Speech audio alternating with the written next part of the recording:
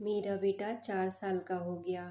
मेरी सासू माँ ने मुझसे कहना शुरू कर दिया, अब जल्दी से एक बच्चा और कर लो, ताकि बेटे के साथ खेलने वाली उसकी एक बहन भी आ जाए और तेरा परिवार भी पूरा हो जाए।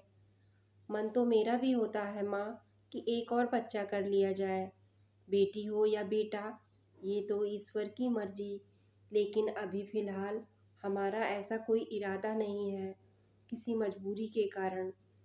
लेकिन जब रोज़ रोज़ सासू माँ ने बोलना शुरू कर दिया तो एक दिन मैंने पलट के जवाब दे ही दिया, क्यों सासू माँ, मेरे बच्चे यानी कि इस कुल के वारिस पैदा करवाने का ठेका मेरे मायके वालों ने ले रखा है। मुझे बहुत अच्छे से याद है, पिछली बार जब आपका वारिस आने वाला था तो कितनी सेवा की थी आपने अपनी बहू की। जैसे 4-5 महीने बीते थे और आपको लगा था अब मुझे आराम और सेवा की ज़रूरत पड़ेगी, आपने मुझे मेरे मायके भिजवा दिया था।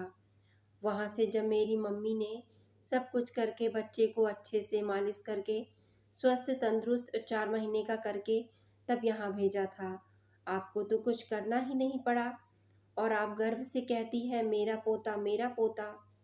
खैर उस वक्त तो मेरे भाई की शादी नहीं हुई थी तो मुझे मायके में रहने में कोई ख़ास दिक्कत नहीं थी, लेकिन अब तो मेरे भाई की शादी हो चुकी है और सीधी सी बात है, भाभी कितनी भी अच्छी हो, जब शादी हो जाती है और नंद लंबे वक्त तक मायके जाती है तो कोई भी औरत चिढ़ेगी, जिससे हमारे रिश्ते खराब होंगे, क्योंकि उनका अपना भी घर परिवार है।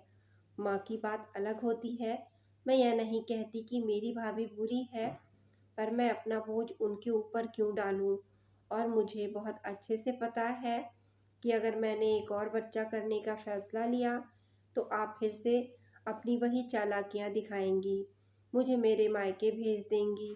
इस बार तो मेरे साथ पहले से एक छोटा बच्चा भी रहेगा, साथ में भाभी का भी एक छोटा बच्चा।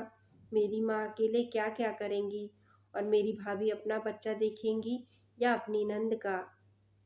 इसलिए मैं किसी पर बोझ बनने नहीं जाऊंगी। माँ, मैंने पिछली बार ही आपकी चालाकी को अच्छे से समझ लिया था, इसलिए मैंने निर्णय लिया कि मुझे दूसरा बच्चा नहीं करना। सासू माँ मेरा मुंह देखती रह गईं और फिर अपने बेटे से बोला, अरे बेटा, तू क्यों कुछ नहीं बोलता बहू को, कैसी बकवास कर रही है। बेटे ने बोला, मैं क्या बोलूँ माँ, पूजा सच ही तो कह रही है।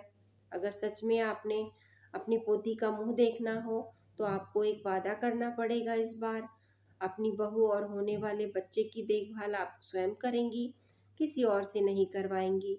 बेटे की बातें सुनकर सासू माँ भुनभुनाती अपने कमरे में चली गईं, क्योंकि उन्हें तो पता था उनसे कुछ भी नहीं होने वाला। तो दोस्तों, ये छोटी सी कहानी आपको कैसी लगी, कमेंट में अपनी राय ज़रूर शेयर करें। कहानी पसंद आई हो तो चैनल को सब्सक्राइब कर लें, जिससे आने वाली सभी नोटिफिकेशन आपको मिल सके। मिलते हैं एक नई कहानी में, तब तक के लिए धन्यवाद।